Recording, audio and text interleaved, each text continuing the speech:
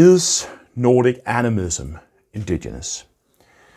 In this video, I'll explain how majority Euro-traditional knowledge relates to indigeneity and indigenous knowledge.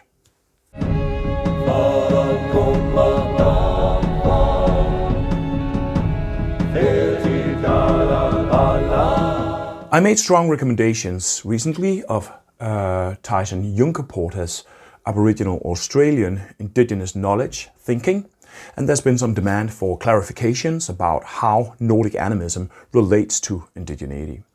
Here's my thinking. I sense there's a hype around being indigenous, and this hype comes from a good place. A bit like I yarned about with Tyson recently, there's a yearning for a truer way of being human. Fundamentally, this yearning is about lost connectedness. So even though it does get pathological and weird sometimes, its roots should not be dismissed completely. However, I'm also suspicious of this hype. I suspect that people belonging to the groups normally I identified as indigenous, I'm assuming they would think like, oh, so now that's all the rage. Well, if it's so great, you should try it. It, actually also has some downsides. The UN definition of indigeneity is good to think with. It includes firstness in an area, traditional life forms, and being marginalized by a dominant, possibly colonizer state. That last bit is important. But it doesn't seem all that central, I think, to how most people talk about indigeneity. I think people focus mostly about just being first, but it's actually important. This is what makes the difference between a Sami person in northern Sweden and a Swedish person in southern Sweden. If we talk about who's First Nations of these two, then it actually doesn't make that much sense to distinguish, really. And technically, the Sami might perhaps have been in northern Sweden for somewhat longer, but the Swedes were in southern Sweden for millennia, oceans of time.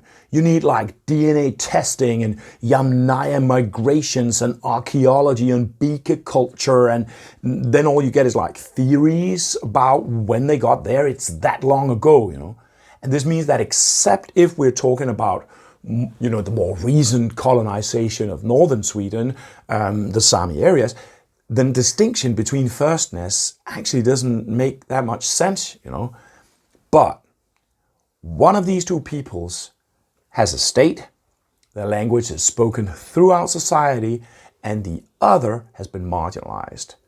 And this is an important distinction, and it's why some people really need the indigenous label.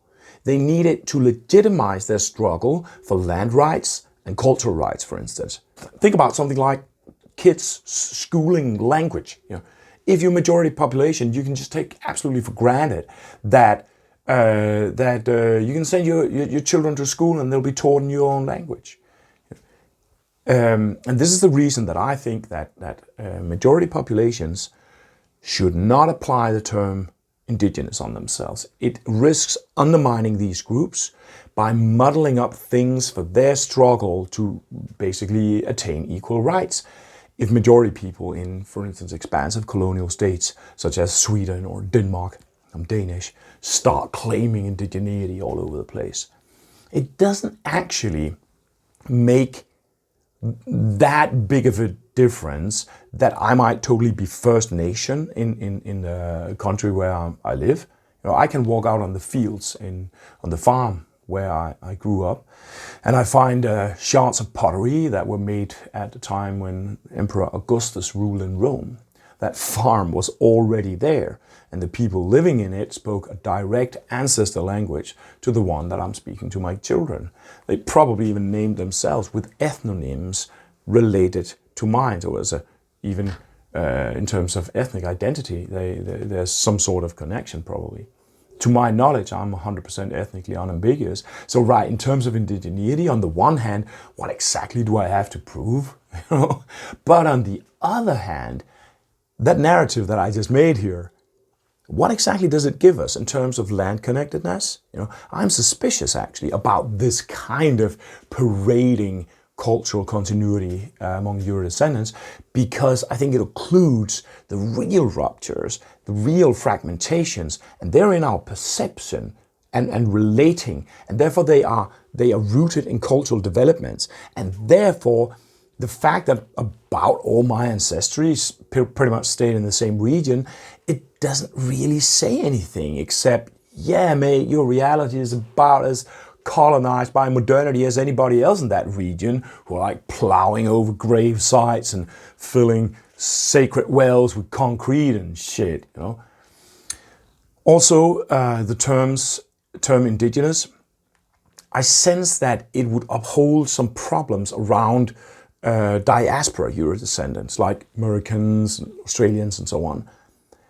If I, for instance, went around claiming to be indigenous, then all my American friends who descend from the same people and come from the same or closely related culture, I guess they would then be less indigenous than me, right? This would create this sort of hierarchy of identitarian authenticity. And I think that's based on some weird, non-real shit, which is profoundly problematic, and it just begs to be used for idiotic, narcissistic purposes. In fact, it is used for that kind of purposes sometimes today. I doubt that I'm significantly less ruptured from traditional culture than an average North American. In fact, I don't even think that being ethnically unambiguous is particularly indigenous. We tend to think it might be because Eurocentric nationalist ideals of monoculture have been projected on pre-colonized cultures, who in fact had vast and overlooked interfaces with each other, right? So being hybrid is not, I think, in any real opposition to indigeneity. Perhaps being non-hybrid like me is more in opposition. I don't know. However, if we forget about the label for a moment and look at the content of indigenous knowledge, then that is, in my view, relevant pretty much for everybody. It's a bit like, a queer perspective is in fact relevant, indeed enriching, for people with any sexuality, also normative sexualities. These knowledge forms should not be sort of encased and secluded with these groups. Like today, there are indigenous people who actively go out and make this knowledge available. In Tyson's case, he's explicitly thinking indigeneity as an embassy, a kind of outreach. But if people immediately start rattling their cultural appropriation sabers as soon as you look in that direction, then that in fact exotifies and distances this kind of knowledge. And I mean, can't imagine that anybody would think that this is healthy, or I assume even from the indigenous perspective, it would probably not even be desirable. It would uphold the indigenous voice outside of influence, because people are not able to listen to it and learn from it, right? And it would maintain the seclusion of Euro descendants inside this modernist worldview that's producing the problem. This kind of no-touch practice, which also, by the way, is rooted in nationalisms, of course, it has the problem that it keeps white people fucked up, basically.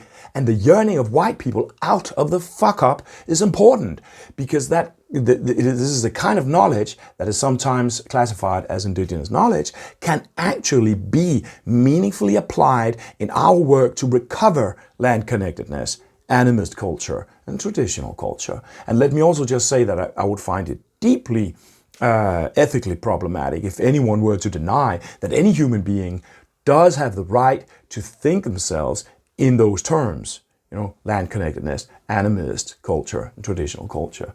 Indigeneity, yes. For political reasons, my present position is that we must reserve this important label to groups who experience marginalization and colonization.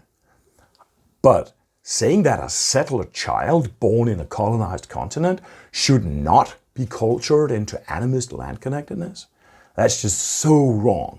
Mainly because it reproduces settler culture and this abusive detachment from land and decent, respectful engagement with others in the land. It's a bit like saying not just the white people bad, but they're supposed to be bad. And if they try to change, then we will police it so they stay bad, right? And I think basically any child ought to be able to realize that that kind of thinking is a bad idea, really. So what does this imply? I think it means that we can legitimately and respectfully learn from indigenous knowledge when indigenous thinkers are making it available, right? Mainly we can learn the principles underlying practice that engages the world based on respect and kindness in the encounter with the larger community of beings, right? Those principles also underlie our own traditional knowledge forms. And that is my preferred label actually. Traditional. Saying traditional is very closely related to saying indigenous. From some perspective, it's almost identical kinds of knowledge. Come on, I mean, a spirit in a stone in Iceland and a spirit in a stone among the Canadian Ojibwe are really not that different. A corn deity among Germans and among the Maya, they aren't that different. Though, of course, our old friends, Eurocentrism, nationalism, and racism have totally claimed that they are different and they're not allowed to even touch each other, these ways of thinking. There are, and I'm not making this up, there are folklore scholars today who will deny that Euro folklore has anything to do with animism at all. And when I get this, I'm almost like, I don't know what to say, There are animist scholars who read social media algorithms and city planning principles as expressions of animism, but spirits and trees are like not animism. So, no, indigenous knowledge and traditional knowledge is basically identical ways of animist being in the world. The label is just important because it has political implications. Indigenous implies marginalization, colonization, disenfranchisement, right? Hence, when we're talking about majority populations, I use traditional and not indigenous. Traditional probably has its own problems, but I've really come to like it, right? For some different reasons. For instance, claiming that a person does not have the right to her own traditional culture is evidently flawed, bigoted, and idiotic. You do have traditional culture. Also, as a Turtle Island Euro-descendant settler who might feel very ruptured from this tradition. And as mentioned, I actually don't think that you are significantly more ruptured from the real tradition than those of us who have Viking names and red beards and 100% ethnic unambiguity and all that shit. Yeah. There's also a totally awesome thing about traditional, and that is that it means almost the opposite of what people think it means. And this skewed meaning is pregnant with, I think, potential for cultural renewal. People think tradition means static, but it really means transformational. They think it means encased conservatism, but it really means relationally dynamic. They think it means reactionary, but it might just totally as well mean progressive. Some say that traditionalism implies fascism because some specific fascists were critical of modernity, and I think it's a silly old wives' tale. It's beyond me that people with educations can reiterate that stuff just because Umberto Eco said it. Inuit queer activists are not fascist just because they identify as traditionalist and are critical of modernity, right? And on the other hand, modernists such as Pol Pot, Stalin, and King Leopold can indeed be gigantic murderous fascists, and they are certainly modernist, right? So yeah, I think this discrepancy in between what people tend to imagine of as being traditional and what traditional really means is also charged with this intersectional struggle to recover Euro-descendant self-images and cultural knowledge away from cruel and pathological structures such as whiteness and colonialism. When we take back traditionalism from bigoted worldviews, I think we're doing an urgently necessary self-image cleanup operation that opens ethically sound access to our roots culture. So working with traditional as a perspective is, I think, emancipating for Eurodescendants without reproducing marginalization of native groups by, for instance, leeching on them. In fact, I think it implies solidarity with them. Cool. So summing up, Indigenous knowledge is an important inspiration when we are recovering Euro-traditional animisms, such as Nordic Animism. However, my present position is that I'm suspicious of this indigenous label when Europeans self-apply it. I believe we have to reserve it for the empowerment struggles of marginalized colonized groups. Yet, the knowledge processes, as it is suggested by contemporary indigenous knowledge scholarship, for instance, Tyson Juncker-Porter and others, that kind of thinking can certainly be used in developing majority traditional knowledge, land connectedness, and animism. And it is urgently important that this work is undertaken, and it should be undertaken with all the power and passion and intelligence that we have at our disposal. It is probably the most important project of cultural scholarship being undertaken in the world today. Probably. And all the power to all the relations. See you around. Step down,